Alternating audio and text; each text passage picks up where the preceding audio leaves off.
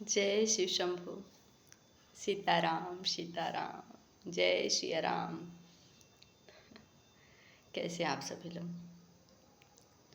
जितना मीठा नाम लेने में होता है ना, उससे कई ज़्यादा जीवन में कारगर करता है। अभिनंदन अभिनंदन।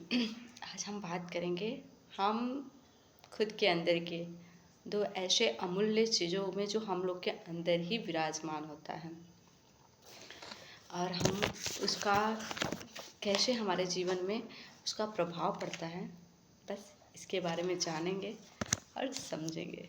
राधे कृष्णा। जो एक हमें पूरी तरह से नष्ट कर देता है, पूरी तरह से हमारे अस्तित्व को अस्तित्वहीन कर देता है, और एक हमारे जीवन को आनंदमय और हमारे जीवन का एक नया रूप निखारता है। एक हमें सभी की दृष्टि में और खुद की दृष्टि में सर्वमान बनाता है, सर्वश्रेष्ठ बनाता है, और एक बस स्वयं की दृष्टि में ही व्यक्ति श्रेष्ठ बन सकता है, दूसरों की दृष्टि में नहीं। आइए जानते हैं क्या हो वो दो है, अहंकार और समर्पण। उनमें ना फर्क बहुत ही हल्का है। अहंकार जो होता है ना, वो हमें शून्य की ओर ले जाता है, मतलब यहाँ से धीरे धीरे यहाँ ले आता है। और जो समर्पण होता है ना, यह पूर्ण की ओर ले जाता है, पूरे की ओर। यह फर्क है। अर्थात कह सकते हैं, एक तर्क है तो एक नर्क है। जो एक तर्क है, नर्क है। समर्पण स्वर्ग है, अहंकार मृत्यु है, और समर्पण मुक्ति है। अब क्या चाहिए? अहंकार इंसान रखकर मृत्यु की ओर जल्दी से अग्रसर हो, या समर्पण रखकर मुक्ति की ओर जाए? ये हम स्वयं ही निर्धारित करेंगे, दूसरा कोई भी नहीं। इसलिए जीवन में अहंकार किस चीज़ का, हम क्या हैं, हमें यही नहीं पता। हम एक पल भी अपना बदल नहीं सकते, एक पल का अगले पल का पता नहीं, लेकिन हम कितना है। इसलिए सबसे श्रेष्ठ है समर्पण। व्यक्ति समर्पित हो, प्रेम हो, स्नेह हो। कहते हैं ना कि इंसान अपने ज्ञान का तो अभिमान होता है, बड़ी प्यारी शब्द है ना। इंसान को अपने ज्ञान का अभिमान होता है, लेकिन अपने अभिमान का ही ज्ञान नहीं होता है इंसान को, कि कितना बड़ा वो पाप करता जा रहा है। ज्ञानी होना, योग्य बनना और उच्च कोटि में आपका नाम हो, वह अच्छा है, लेकिन आप ज्ञानी हो, सर्वगुण संपन्न हो, और आप किसी को लज्जित किए जा रहे हो, किसी को गिराते जा रहे हो, तो आपका वह ज्ञान ना अज्ञानी से भी तुच्छ है।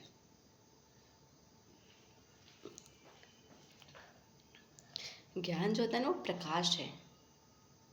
ज्ञान होने ही जो हम आए कि मैं ज्ञानी हूँ, तो मैं सामने वाले को चलता रहूँ। हालांकि ये सब मेरे विचार है, बस आप लोगों को साझा करने चाहते हैं, और कुछ भी ऐसा नहीं कि मैं यहाँ बैठकर आप लोग को सुना रही हूँ, बता रही, क्योंकि जो कुछ मैं बोलती हूँ ऐसा नहीं है कि आप लोग नहीं जानते, अच्छी तरह जानते हैं, क्योंकि यह हम जीवन के अनुभव से सीखते हैं। तो ये सारी चीज़ें हमें जीवन से ही मिलती है। हम हर चक्र में, हर समय, हर घड़ी कुछ ना कुछ ज़रूर सीखते हैं, हम नया कुछ ना कुछ ज़रूर पाते हैं। बस हम अपनी दृष्टि से उसको किस प्रकार से अपने अंदर लेते हैं, वो देखने की बात है।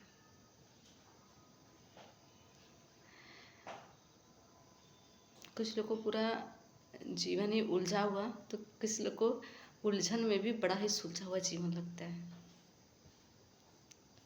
कुछ लोग दुख को भी कहते कोई नहीं, आज है कल नहीं रहेगा, कोई सुख को भी कहते यार बड़ी तकलीफ है। तो ये दृष्टिकोण है।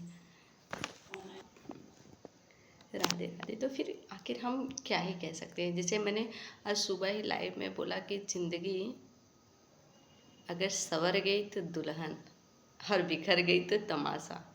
बस इतनी छोटी वाक्य में पूरी चीज़ निहित है, कुछ अलग नहीं है।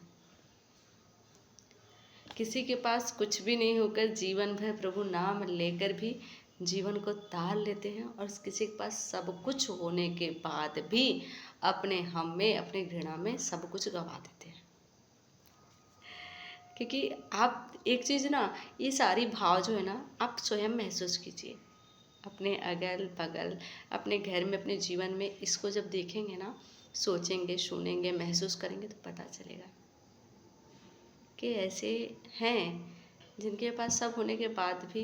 कुछ लोग आप देखे भी होंगे कि अच्छा खासा घर में इनकम आ रहा है, सब सारे कार्य रुक नहीं रहे हैं, पूरे होते जा रहे हैं, सबकी इच्छाएं पूरी होती जा रही है, लेकिन अगर उनसे पूछे भाई क्या हाल है, तो रोकर ही जवाब देंगे, यार क्या करें, बड़ी तकलीफ है, बड़ा ही कष्ट है। आप लोग खुद समझिए ना। और कुछ लोग के वक्त शायद एक वक्त ही चूल्हा जला पाते होंगे, लेकिन उनसे पूछे तो बस प्रभु कृपा है, नमक रोटी मिल जा रही है, और क्या चाहिए। तो हम श्रेष्ठ किसको मानेंगे? मेरे दृष्टि में तो वही श्रेष्ठ है कि जो भी मिल रहा है प्रभु को समर्पण करके पा रहा है, और उसका हाथ भी शायद किसी के लिए देने के लिए उठ जाए।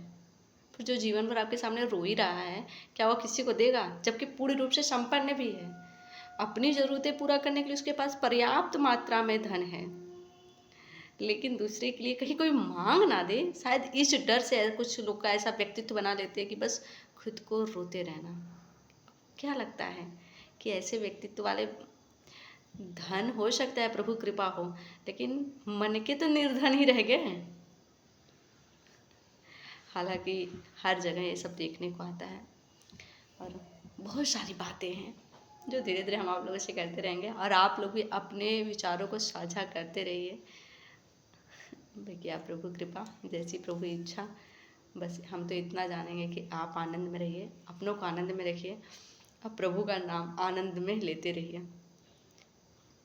बस एक चीज़ उनसे विनती करिएगा, प्रभु जो आपकी इच्छा हो वही कीजिएगा, क्योंकि मेरी इच्छाएं तो यथा है, कोई था ही नहीं है।